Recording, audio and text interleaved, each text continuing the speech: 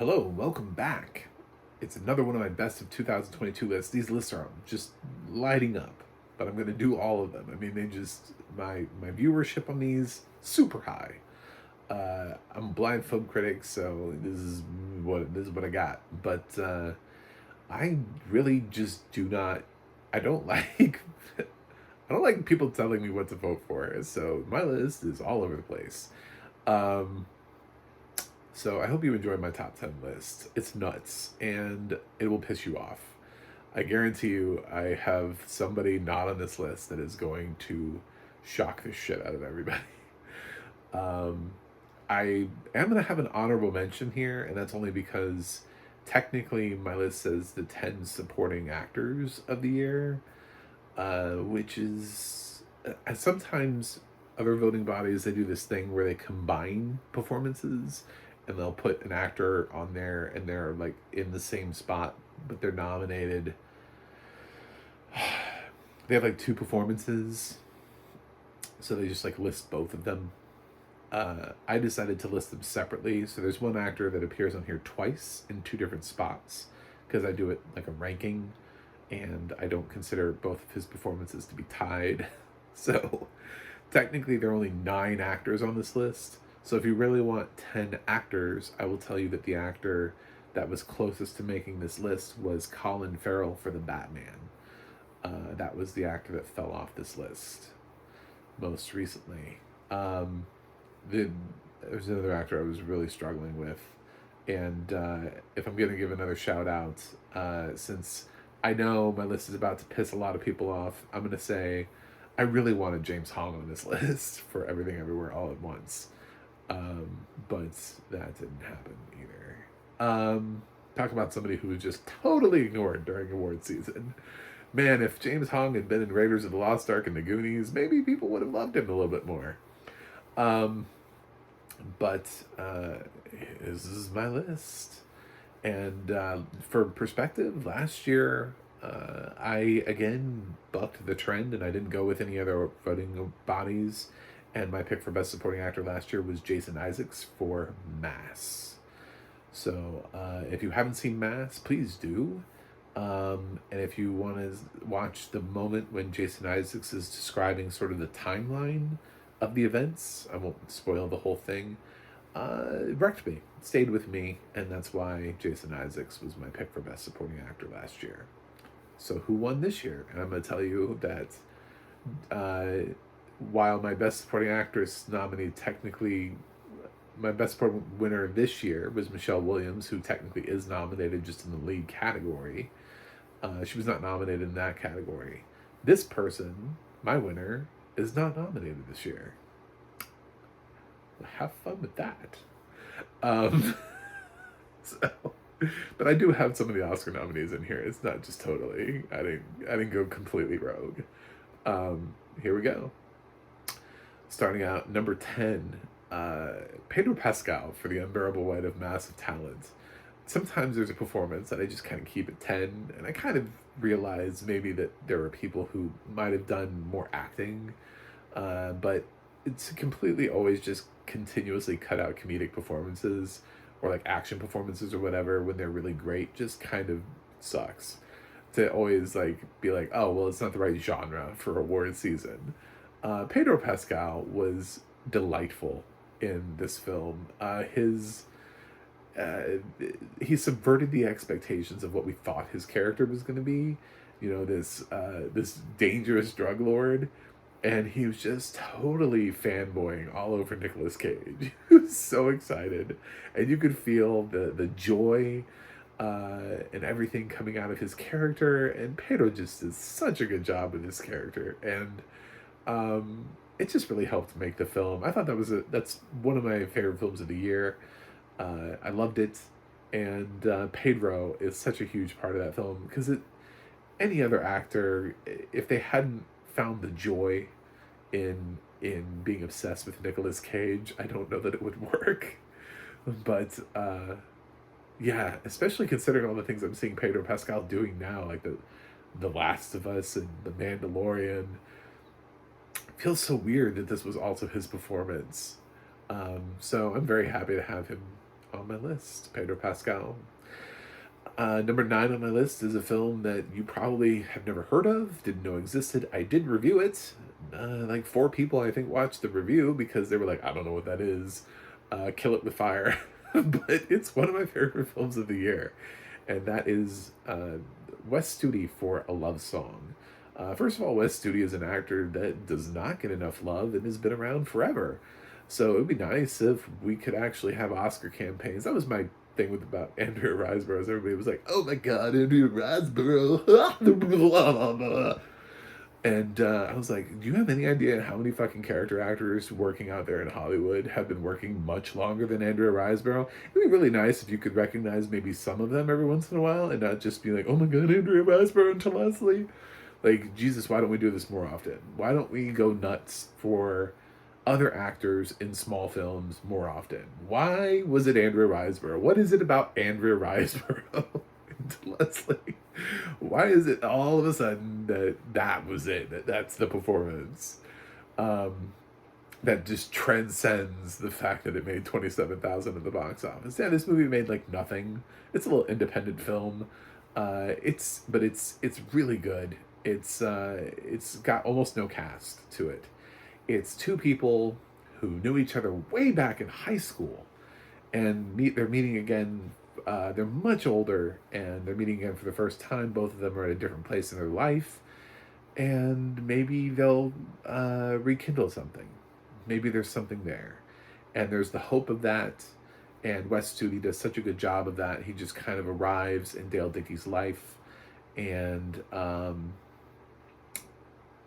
a lot of times quiet, nuanced performances are not what the Oscars are looking for, but you know, maybe they should be.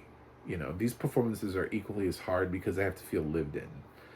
Wes Studi has to feel like he's not acting, which is exactly what this feels like. He just feels like some guy that just kind of strolls up, and he's there, and they just have conversations, and it doesn't feel scripted, and it doesn't feel like you're watching a film. It feels like you're watching real people having this interaction, and maybe there's hope for them after all.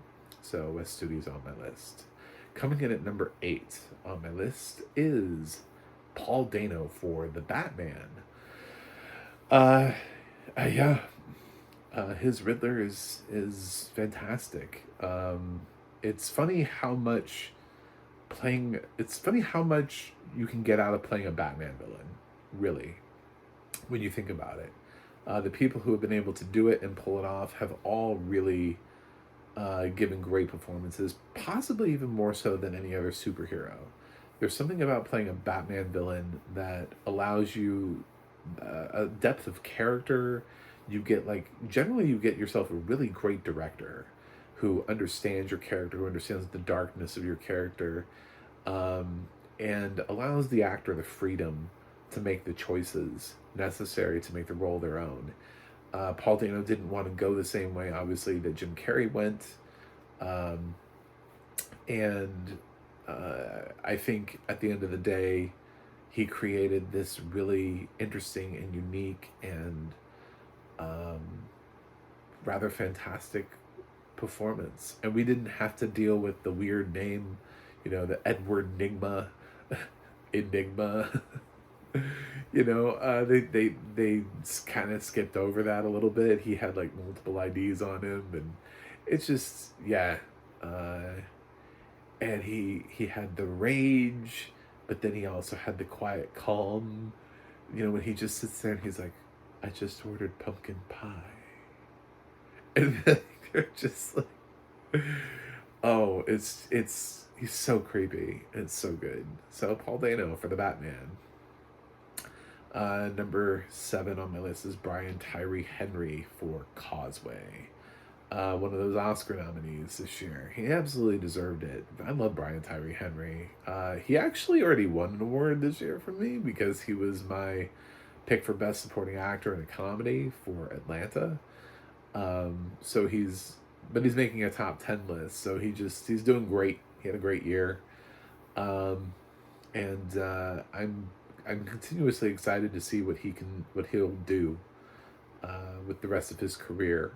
So, especially now that he has an Oscar nomination, I feel like more people will come calling and he'll get even better roles and opportunities. And it's possible that this will not be the last time that we see him at the Academy Awards.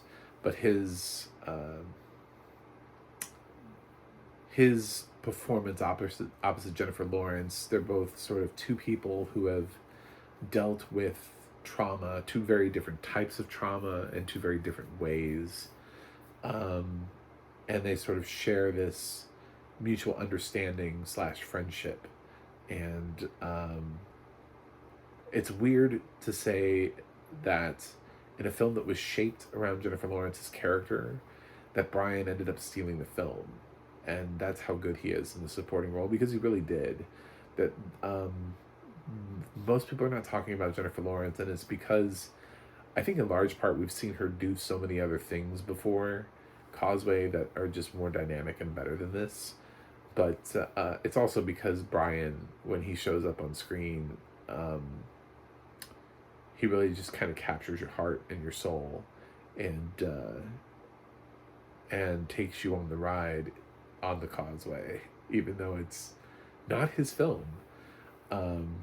It's so exceptional. So I'm so glad he got nominated this year. He won't win, but I'm glad he got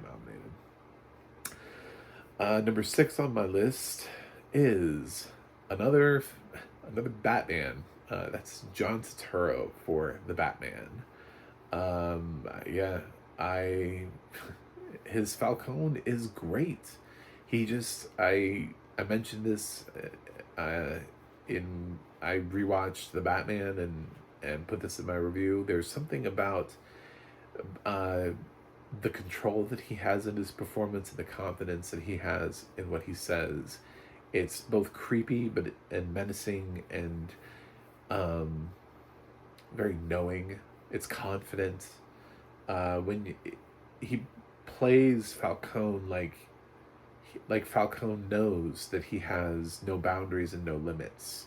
That there's nothing that anybody could ever do to him, to touch him. He's not really afraid of the Batman. He's not really afraid of anything, because in those moments he believes that no matter what happens to him, he owns the city.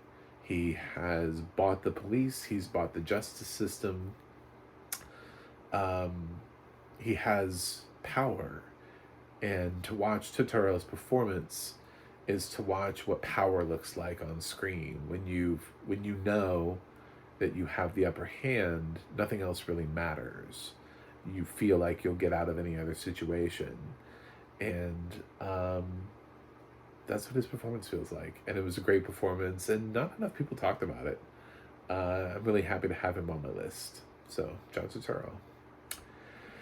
Coming up number 5 on my list is a performance I'm really happy I got to see, because I think he's a great dramatic actor. And I did just give this film shit like 2 seconds ago, but my number 5 is Mark Maron for To Leslie. And yes, I know this film does not have audio description. This film barely functions. It barely exists. This film made like 27,000. And apparently they don't want to use any of that 27,000 to get audio description. But Mark, playing the owner-operator of a little shitty roadside motel that sees something in Andrea and sees giving her a chance. And he has the back history of his experience with his ex-wife, and it doesn't immediately go there. This is not immediately like he's not pervy. He's not trying to get with her immediately. This is not like a sexual thing for him. I think he's just really trying to be a nice guy. And sometimes nice guys don't get nominated for Oscars, but it's so nice and refreshing to see this. I think Mark Maron plays these roles really well. He was definitely underappreciated for his performance on Glow, and I think he gave one of the best performances of the year. That's why half the reason I'm so pissed about To Leslie, and why I think the film should have been given just a normal consideration. I don't know why we can't figure out how to give films like To Leslie and A Love Song the same kind of consideration as louder, more bombastic films with Oscar campaigns. That's what the Oscar branch needs to figure out.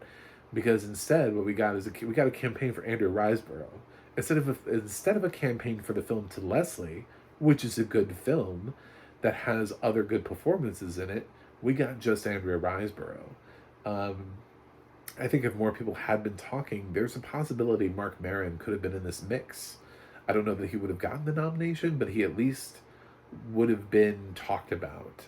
Maybe he would have gotten a few more critics circles, something.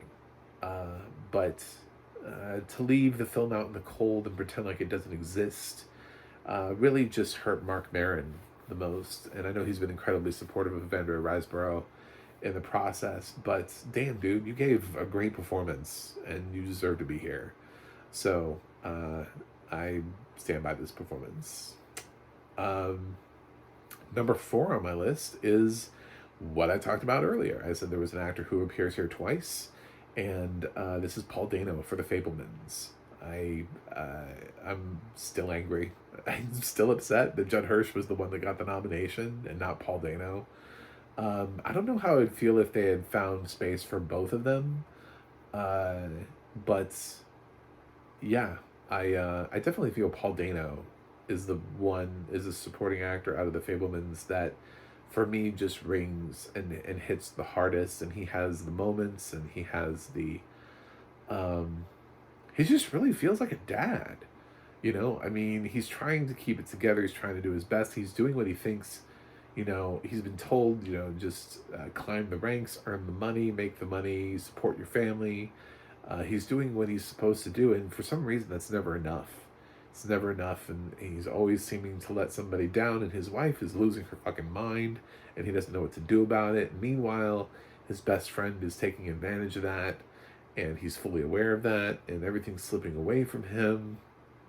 But at the core of it is a really nice guy. It's a really nice guy that's getting walked all over. And Oscars walked all over Paul Dano this year.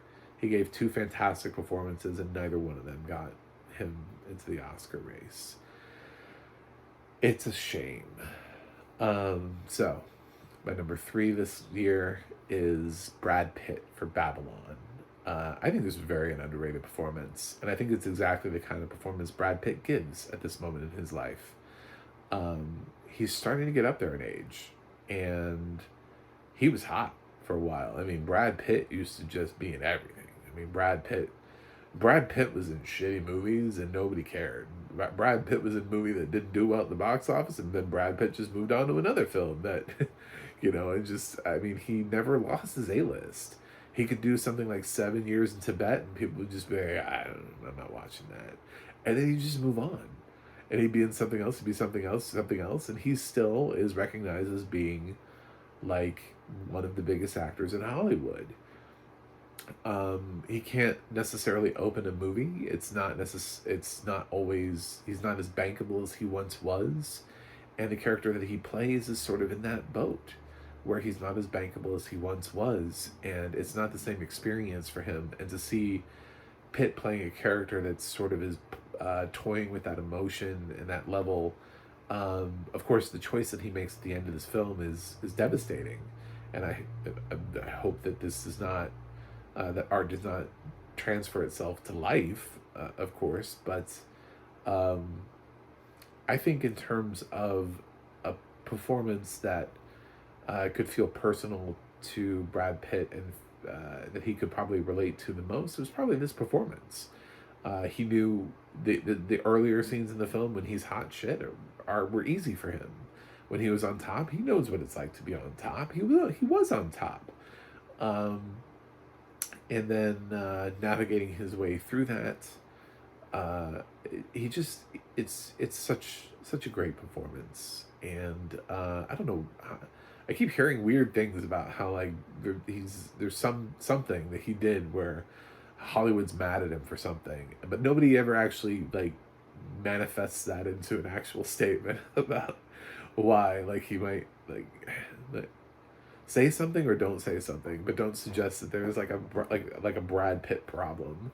Like there's like he's Casey Affleck or something. Um, and yeah, I'm. So if you haven't seen Babylon, Brad Pitt is the reason to see Babylon.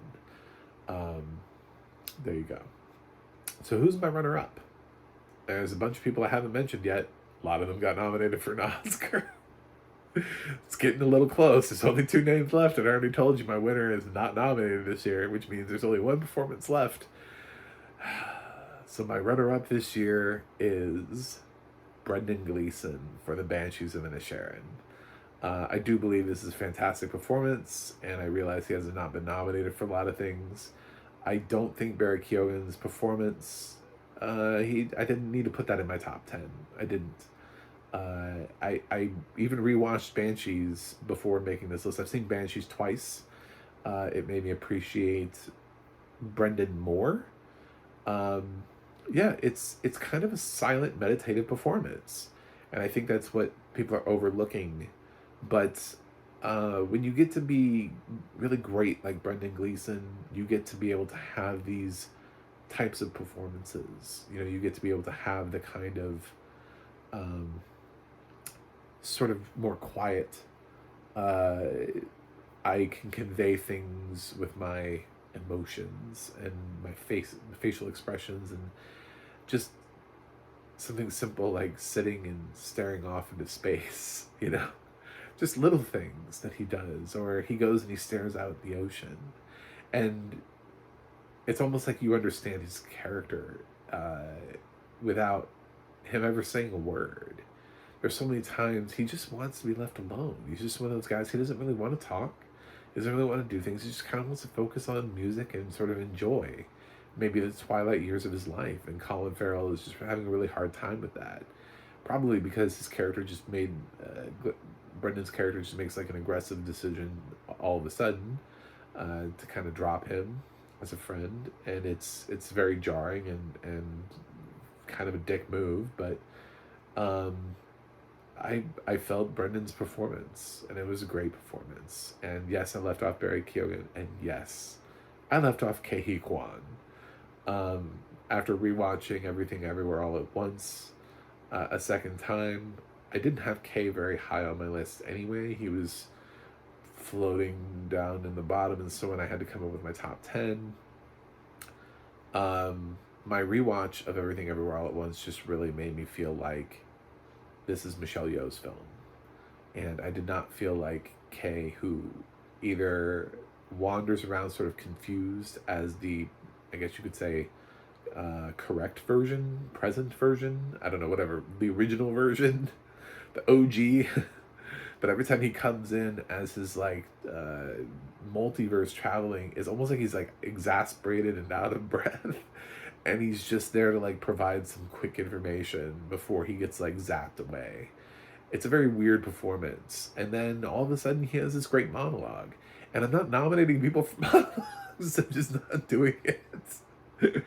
I made fun of Jenna Hurst for doing it and for being nominated for a monologue. Why would I do it for Kay? Yes, he has a great monologue, and it's good. His whole thing about being kind is something that we so need in 2022. But are we really giving that an Oscar? I'm so sorry. Anyway, so I went in a completely different direction for my number 1 pick. So my winner for Best Supporting Actor of the Year is somebody who was not kind and scary as shit. And it was a tremendous performance in a film I did not think I was gonna like. My Best Supporting Actor of the Year is Mark Rylance for Bones and All. This is another example why Mark Rylance is such a, I feel like I'm going to call him a discovery, because I feel like before Bridge of Spies, we didn't really have Mark Rylance out in the spotlight, you know? He didn't get the level of performances that he's getting now. And now that he is, it feels like we discovered him with Bridge of Spies. And now he gets to just give you these incredible characters that he's so in it, and he has such range as an actor. And even this character starts off at the beginning, and he's so quiet. He feels like Mr. Rogers, you know, and where he takes the character is so not Mr. Rogers.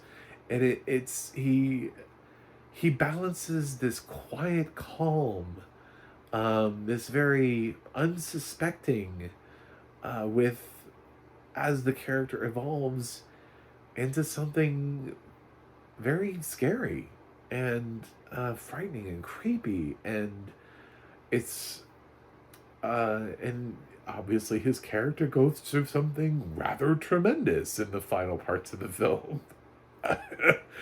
If you've seen Bones and all, you know what I'm talking about. Um, but yeah, this is the performance I'm gonna remember out of the year, hands down. This is the performance that stuck with me um, the most so far. And last year I gave it to Jason Isaacs. This year I'm giving it to Mark Rylance. Maybe I like my actors to have been around a little while. I don't know. Then again, I gave it to Catherine Hunter for Tragedy of Macbeth for supporting actress. I had no idea who she was when I gave it to her. That was the first time I thought I'd ever seen her in anything. So I give it to whoever. It doesn't really matter. It's whoever I feel like was the best performance of the year. So he was nominated at SAG, so that's good. Good for him. Thank you for watching. Thanks for subscribing. And I will be coming up with another category. I still have actress, actor, and picture, along with my honorable mentions. So stay tuned. The Oscars are almost upon us. I will see you on the other side.